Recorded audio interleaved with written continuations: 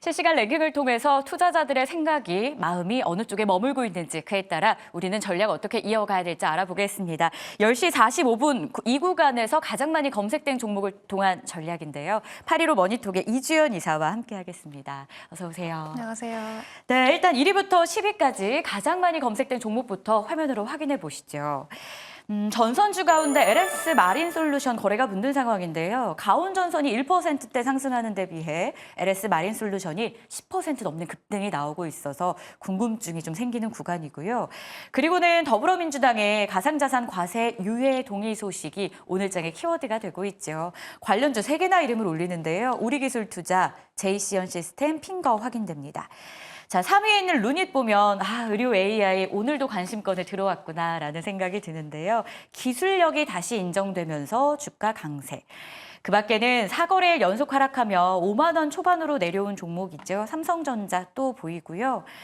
신규 상장주, 부진한 시장에서 존재를 다시 한번 부각시키고 있죠. 노머스 M83. 노머스의 경우에는 입성 첫날 30% 급락했는데 최근 빠르게 회복하면서 오늘은 신고가를 기록합니다. 카카오는 네이버를 따라 바닥 딛고 올라설 수 있을지 궁금해지는데 오늘 그룹사 전체 강세고요.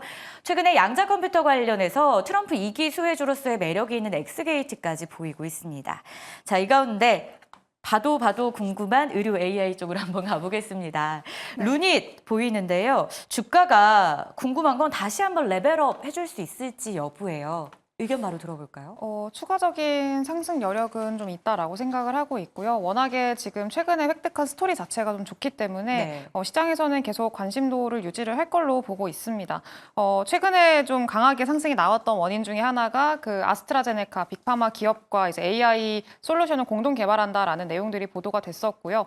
어떻게 보면 하나의 좀 기술 수출과 밀접한 그런 관련이 있는 그런 내용이었었기 때문에 시장의 관심도를 좀 많이 받았다 이렇게 보시면 좋을 것 같습니다. 근데 추가적으로 좀 좋은 내용들이 계속 보도가 되고 있는 게 일단 오늘 같은 경우에는 세계 최초로 실제 의료 현장에서 뭐 AI가 의사를 대신해서 이제 그 리얼 월드라고 해가지고 의사를 대신해서 진료를 했다고 합니다. 그래서 실제 의사보다 더 이제 진단율이 높았다라는 얘기들이 나오고 있고요. 그래서 의료 AI 어떤 실체를 좀 확인을 했다 그리고 그런 과정 중에 있다라는 점에서 좀 긍정적인 평가를 할 수가 있을 것 같습니다.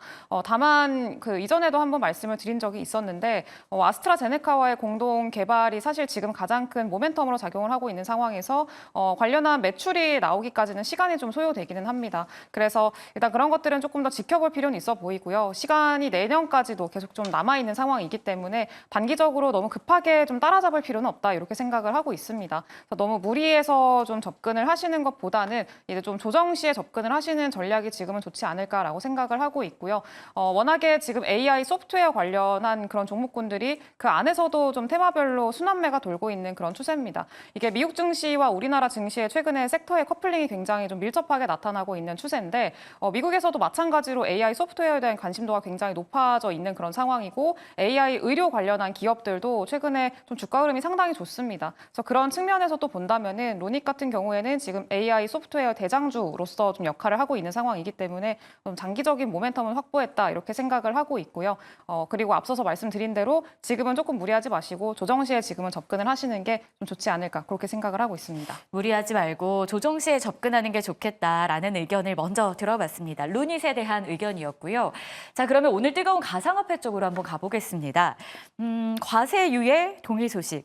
사실 가상화폐 관련주는 그동안 약간 테마성으로 많이 언급이 되면서 그만큼 변동이 크니 조심하자라는 의견도 공존을 했습니다. 하지만 최근에 트럼프 2.0 수혜의 대표적인 섹터기도 하고요. 이제는 좀 안정적인 성장 영역에 들어갈 수 있는 섹터가 되지 않을까라는 일각의 기대감이 슬금슬금 커지고 있어요. 네. 전망 어떻게 보세요?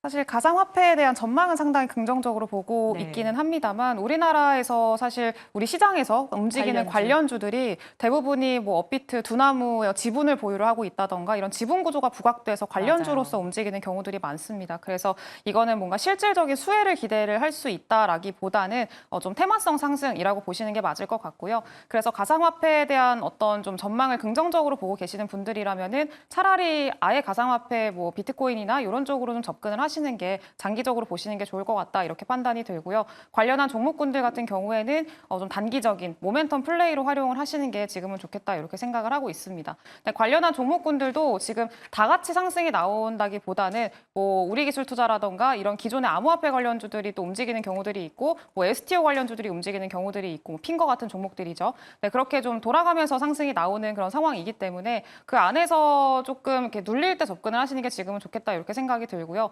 마찬가지로 상승할 때 사실 따라잡으면은 이 암호화폐 관련 종목들이 앞서서 설명드린 대로 좀 테마성 종목들인 경우들이 많기 때문에 윗꼬리가 달린다거나 또 변동성이 상당히 큰 모습들을 많이 보입니다. 그래서 이제 추격 매수 하시는 것보다는 오히려 좀 쉬어갈 때 접근하시는 전략이 지금은 좀 수익률 측면에서는 훨씬 더 안정적으로 가져갈 수 있을 만한 전략이다. 좀 이렇게 판단을 하고 있습니다.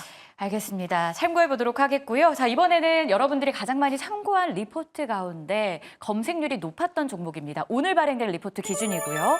1위로는 파마리서치입니다. DB금융투자에서 제목이 재밌어요. 직접 맞아보니 좋아서 커버리지 제시 네. 맞아보셨어요? 아니요. 아프다 그래가지고. 저도 아직인데 이런 거 보면 정말 맞아보고 싶더라고요. 네. 무엇보다 제품이 좋으니까 뭐 실적도 잘 나오겠죠. 실적이 굳건한 기업이란 분석 나왔고요.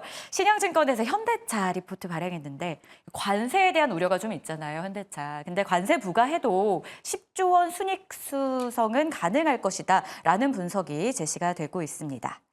자, 그 밖에 카카오, 오늘 인터넷주 대장 역할하죠. 하지만 삼성증권에선 둔화된 성장, 대안이 필요하다라는 분석 잠시 후 자세히 보겠고요. 에이징랜드입니다. TSMC와 함께 움직이는 대표 종목이기도 하죠. AI 시대 속 TSMC 파운드리 생태계 대표 수혜주로 매력은 여전하다라는 분석입니다. CS 윈드의 경우에는 목표 주가가 63,000원으로 하향됐어요.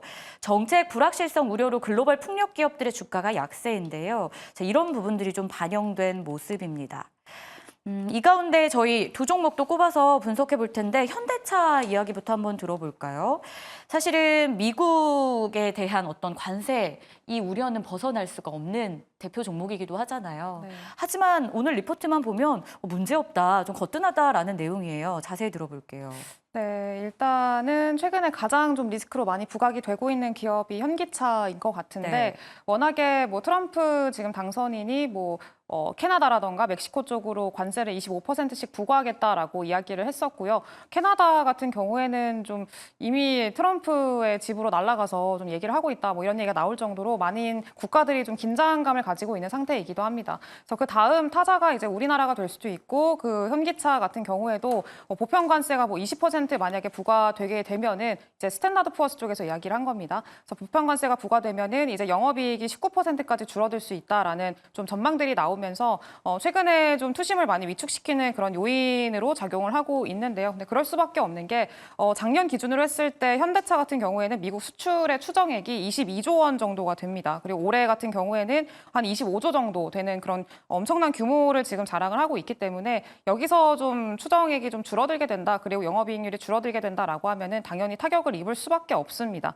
다만 지금 현대차 같은 경우에는 이미 그 미국의 현지 공장을 좀 보유를 하고 있는 상황이고요. 엘리베마 쪽에 40만 대 정도 규모가 됩니다. 공장 보유하고 있고 이미 생산을 하고 있습니다. 40만 대 가까이 생산을 하고 있는 상황이고 조지아 쪽에서도 메타플랜트 공장 이제 10월부터 가동이 시작이 됐죠. 그러면서 본격적으로 지금 가동률이 올라올 거고 엘리베마 공장 그리고 조지아 공장까지 같이 합쳐지면은 지금 미국의 어떤 관세 영향으로부터는 조금 그래도 좀 벗어날 수 있을 만한 그런 어떤 모멘텀을 확보를 했다라고 보고 있습니다. 그리고 이제 USMCA라고 해가지고 그 캐나다라던가 미국 그리고 멕시코 간의 자유무역 협정이 있는데 이게 어쨌든 유지가 된다라고 하면은 그러면 멕시코 공장에서 기아가 일부 좀 공급받을 수도 있기 때문에 그런 점들도 사실 이런 리스크를 회피할 수 있는 방안이 될 수 있을 것 같다라고 좀 생각을 합니다. 또 추가적으로 원달러 환율이 지금 거의 1,400원 전후로 계속 움직임이 나오고 있는데 1,400원에서 계속 유지가 된다라고 하면은 연간 1조 원 정도의 추가 환율에 대한 어떤 좀 수혜를 기대해 볼 수가 있다라고 합니다. 그래서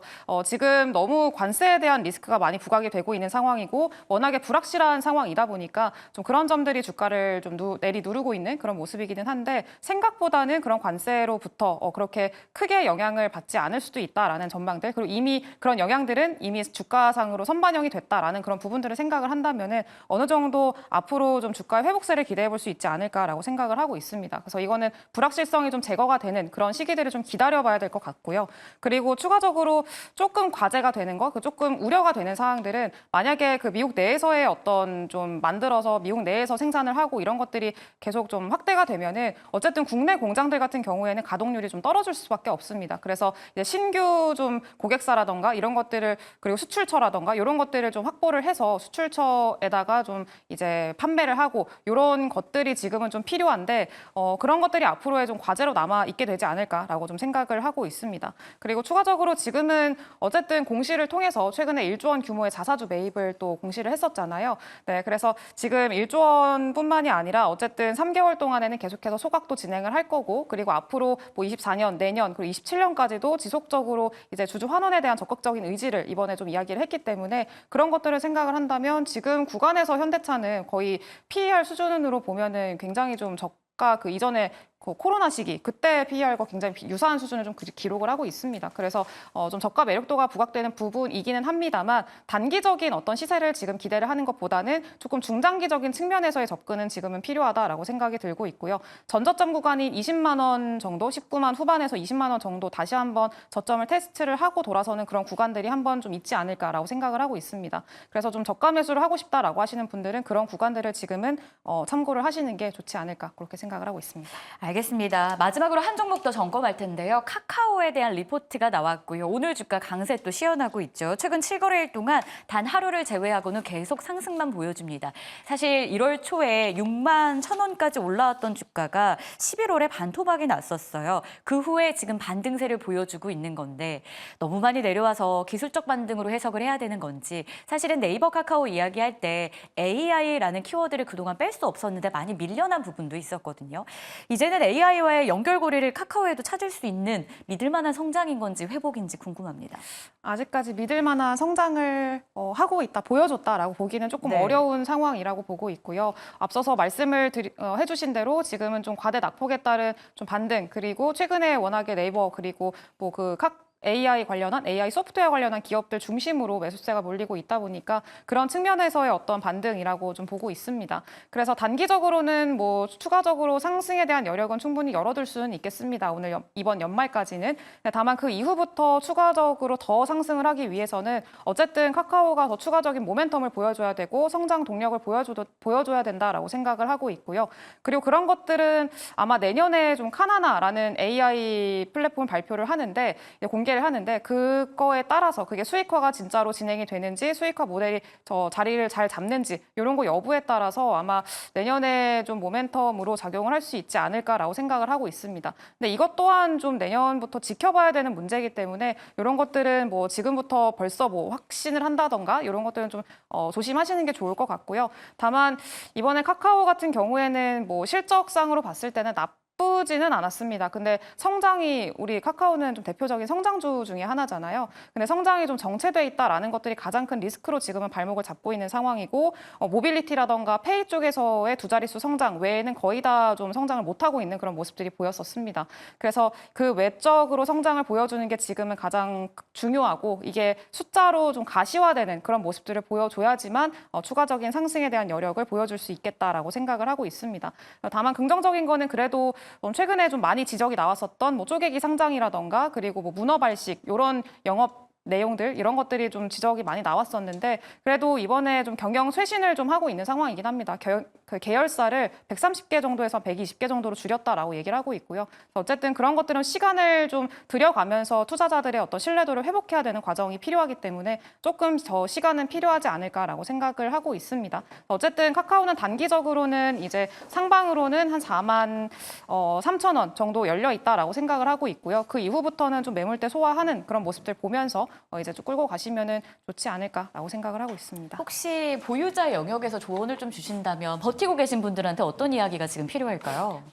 일단은 시간이 조금 필요하다라고 조금 생각이 이왕 들고요. 기다린 거 조금만 더 인내의 시간을 가져보자. 그래서, 앞서서 말씀드린 대로 좀 이제 수치화 좀 진행이 되는지 가시화 되는지 여부 지켜보면서 조금 기다려 주시면은 그래도 노력하고 있으니까 네. 좋은 결과 있기를 바라봅니다. 그러면 이사님은 네. 카카오 네이버 사실은 되게 많이 저희가 비교를 좀 했었잖아요. 네. 어디가 뭐 엄마냐 아빠냐 같긴 하지만 그게 아이들에게 되게 상처되는 질문이라고 하더라고요. 네. 근데 어쨌건 보유자의 영역에선 이걸 비교한다는 게 좀 그렇지만 그래도 많이들 신규 진입하시는 분들한테는 두 기업이 워낙 탑2였기 때문에 비교를 하고 싶을 수밖에 없었거든요. 네. 그러다 한동안 네이버가 너무 위에 있어서 저희가 이제 비교 대상이 안 된다는 말이 많았었잖아요. 네. 그게 지금 완전 반전 드라마 써지진 않았지만 그러면 여전히 이사님도 네이버의 투자 매력을 좀 더 느끼실지 아니면 뭐 투자 성향에 따라 중장기 관점에서 나는 카카오를 좀 더 보는 게 좋겠다 생각하실 수도 있고요. 단기적으로는 카카오의 주가 매력도는 더 높다라고 생각을 하는데 사실 중장기 매력도는 네이버가 네이버. 훨씬 더 높다라고 생각을 하고 있습니다. 그래서 네이버가 더 좋습니다. 예, 성향에 따른 네. 또 의견도 전해주셨는데요.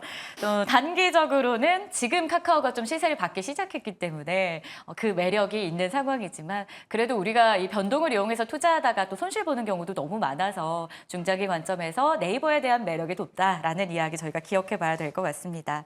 자, 오늘도 이주연 이사와 함께 실시간으로 올라올 랭킹 종목들 투자 전략 세워봤는데요. 도움 되셨길 바라면서 이사님과 여기서 인사 나눌게요. 고맙습니다. 감사합니다.